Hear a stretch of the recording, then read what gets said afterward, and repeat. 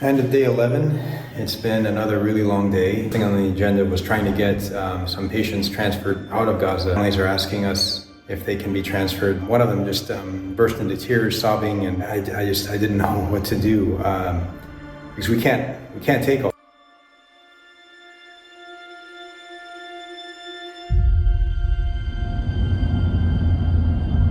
It's apocalyptic.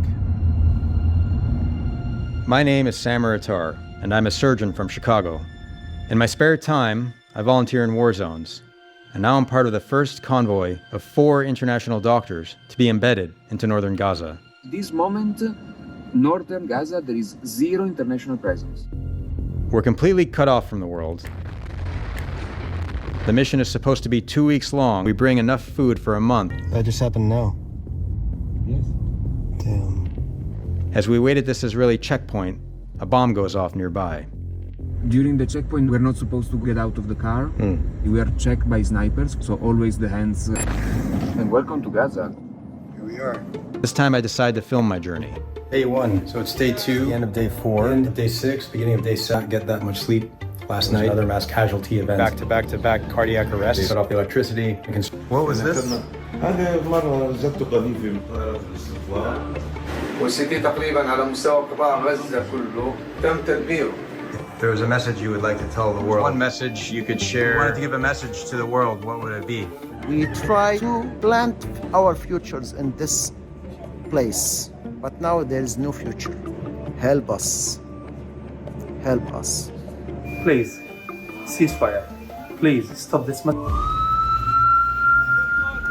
The mechanics jerry-rig equipment, there's not enough blood in the blood bank for everyone. We only have enough to maybe save 5 to 10 emergency patients. It's like we're operating in the 19th century.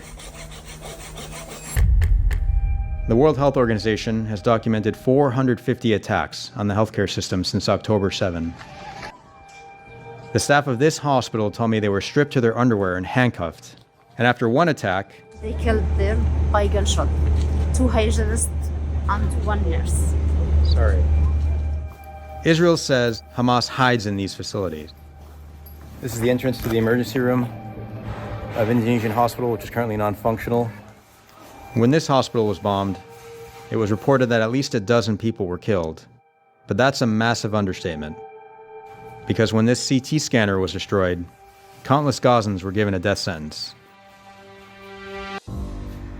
This is the end of day 7, beginning of day 8. It's about 3 in the morning. The 2 patients that were taken to surgery emergently overnight died. We worked so hard the night before, putting in chest tubes and central lines, and utilizing all these resources, and they don't make it. And we're wondering if it's worth it.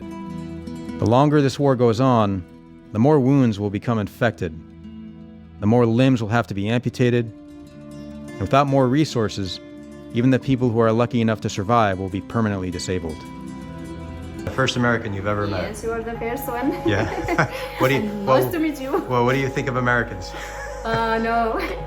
Sibel Kilani lost his wife during this war, and Muhyiddin lost his sister with her kids.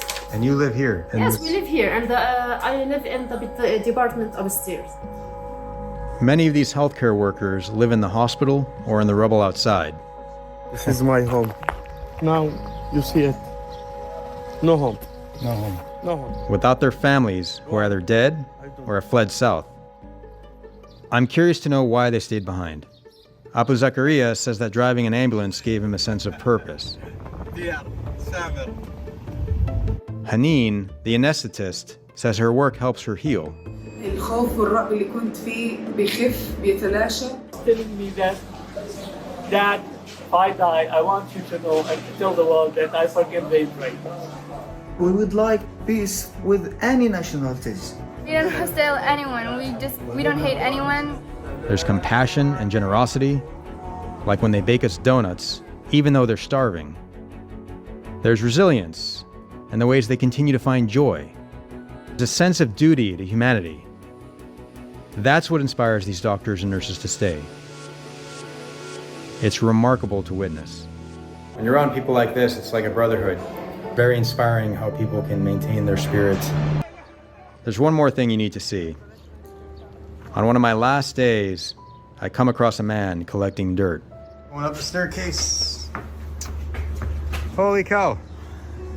You weren't kidding when you said you got a farm.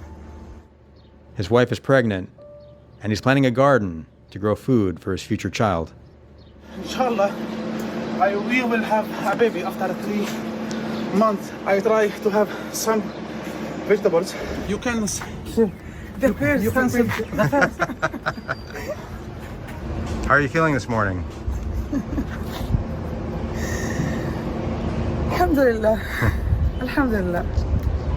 I asked about my colleague, our colleague, Nabil. Yeah, he's extubated.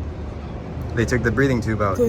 Today, yeah. He's awake. He's a little drowsy, but he's talking. Yeah. He's speaking. Alhamdulillah, alhamdulillah, alhamdulillah. Do you have one quick message? بتمنى تخلص الحرب، تنتهي الحرب، والناس تعيش أو نفضل لما بعد الحرب.